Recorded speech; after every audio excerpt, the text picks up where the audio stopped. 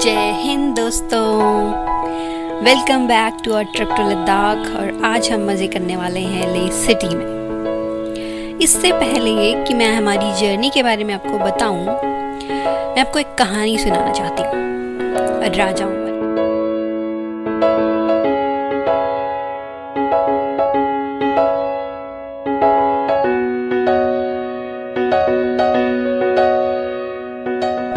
दसवीं सदी की बात है।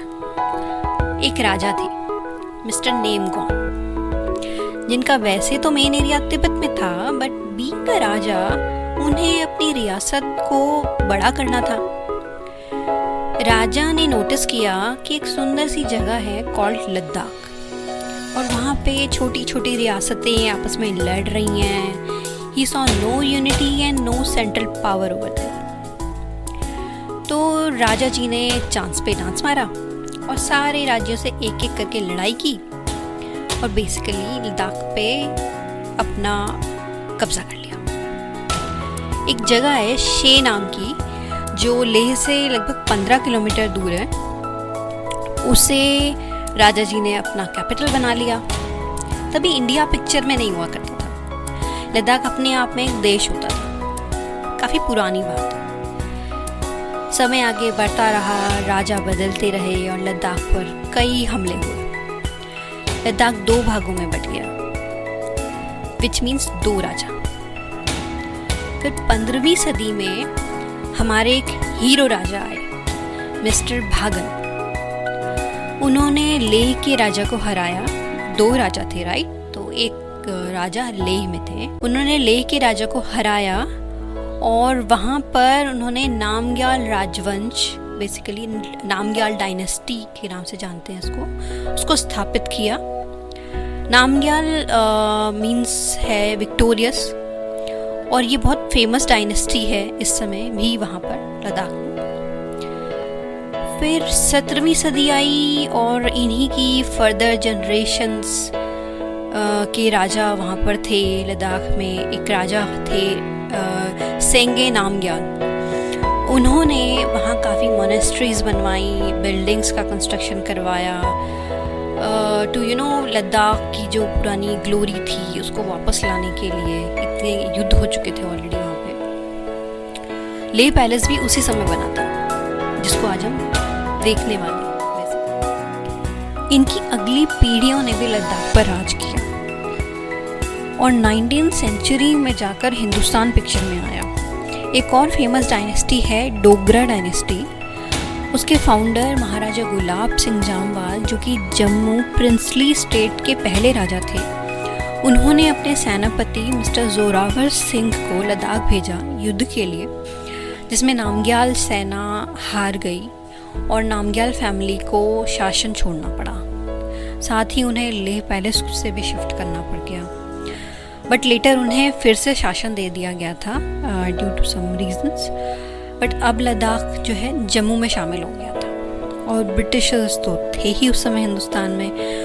उस वक्त ये खूबसूरत जगह उनके अंडर आ गई। इस तरह से लद्दाख इंडिया का एक अभिन्न अंग बन गया। यहाँ पे मैं राजा लोगों की कहानी को ख़त्म करूँगी, बट समरी ये है कि लद्दाख इतना सुंदर है कि लोग उसके लिए बरसों से लड़ रहे हैं। इसके बाद की लड़ाइयों के बारे में तो आप शायद जानते ही होंगे। हमने भी पिछले वीडियोस में बताया है अबाउट 1947 एंड 1999 वॉर। अभी और डिटेल में नहीं जाते और लेह घूम लेते हैं।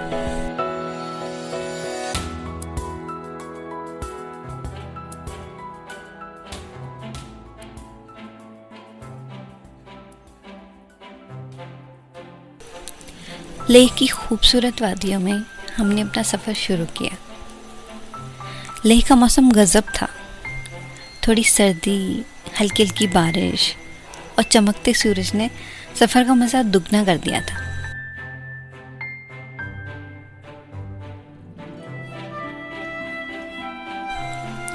हमारा पहला स्टॉप था हॉल ऑफ फेम, और प्लेन सड़क पर ठंडी ठंडी हवाओं में बाइक पर सफ़र का और भी मज़ा आ रहा था।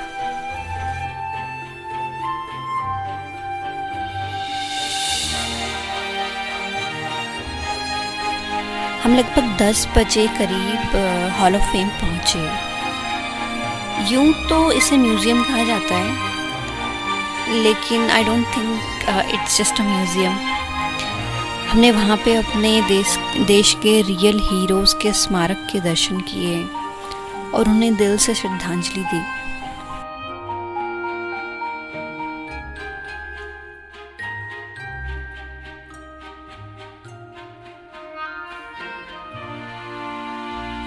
म्यूज़ियम के अंदर कारगिल और कारगिल वॉर के बारे में काफ़ी कुछ जाना।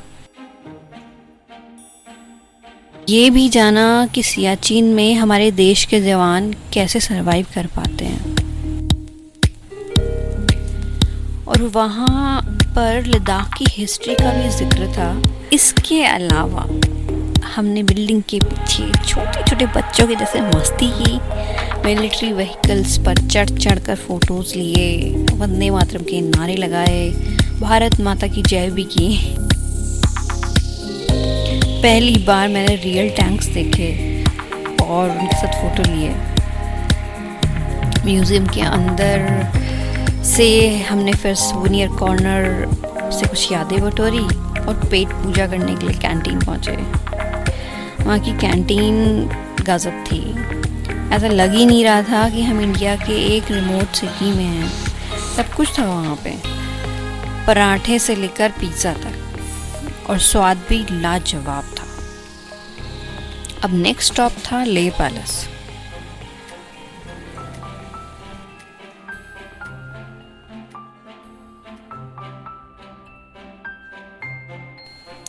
जैसा कि मैंने आपको बताया, लेह पैलेस 16th सेंचुरी में मिस्टर नामग्याल ने बनवाया था। That means it's a very old palace. यूँ तो हॉल ऑफ फेम से ये ज़्यादा दूर नहीं था, अराउंड 2 किलोमीटर दूर था, लेकिन हमें पहुंचने में ज़्यादा ही टाइम लग गया था क्योंकि गूगल देवता ने हमें लेह मार्केट में इधर से उधर घुमा दिया था। महल के नज़दीक की जो रोड थी वो बहुत ज़्यादा अच्छी नहीं थी, लेकिन शाही महल में जाने के लिए थोड़ी मेहनत तो बनती थी। ये एक पहाड़ी पर बना हुआ है जिसको आज की डेट में नामग्याल हिल कहते हैं, और may be because Namgyal family यहाँ रहा करती थी। अभी तो खैर ये बिल्डिंग आर्कियोलॉजी डिपार्टमेंट के अंदर आती है।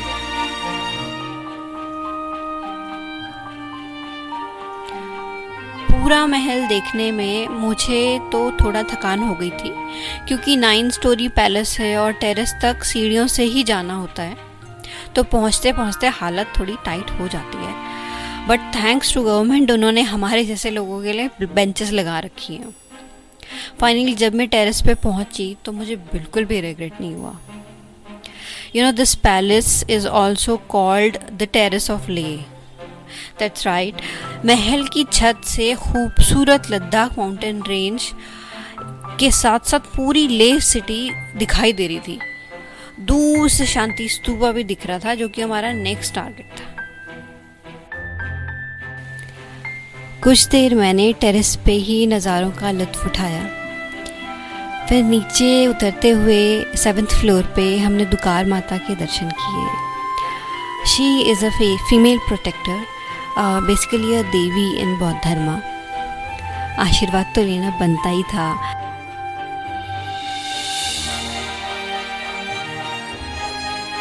जब पैलेस से बाहर निकले तो टॉप पे एक बिल्डिंग सी दिखी। गूगल किया तो पता चला कि वो एक कैसल है, सेमो कैसल। इसमें टी साइलेंट है, जो शायद 16th सेंचुरी में बनाया गया था मिस्टर ताशी नामग्याल के राज में। क्लियर नहीं है। मन तो बड़ा कर रहा था जाने का, बट या तो ट्रैकिंग करते कैसल के लिए या शांति स्तूपा जाते, और फाइनली हम शांति स्तूपा के लिए निकले। शांति स्तूपा पे कई लोग ट्रैकिंग करके जाते हैं और इनिशियली प्लान हमारा भी ऐसा ही कुछ था, but then we dropped it. ये जगह भी काफ़ी ऊंचाई पर है, 11,841 feet to be exact. Stupa में अंदर एक मेडिटेशन हॉल है जहाँ पे सच में शांति का अनुभव होता है। मेरा पर्सनल एक्सपीरियंस है। और एक ख़ास बात मैं भूल गई थी, यहाँ पर ही 14th दलाई लामा जो हैं उन्होंने बुद्धा के अवशेष संरक्षित किए थे। इसलिए ये जो जगह है काफ़ी रिलीजियस इम्पोर्टेंस रखती है। उसके अलावा लोग यहाँ पे सनसेट और सनराइज़ देखने आते हैं, जो डेफिनेटली बहुत खूबसूरत होता है। यहाँ से भी लगभग सारा शहर दिखाई देता है। एक दिन हमने लेह में मज़ेदार बिताया और अब हम नेक्स्ट डे जाने वाले थे Khardungla, the highest motorable road in the world. So stay tuned for our next video, which is Leh to Khardungla. Bye bye, जुड़े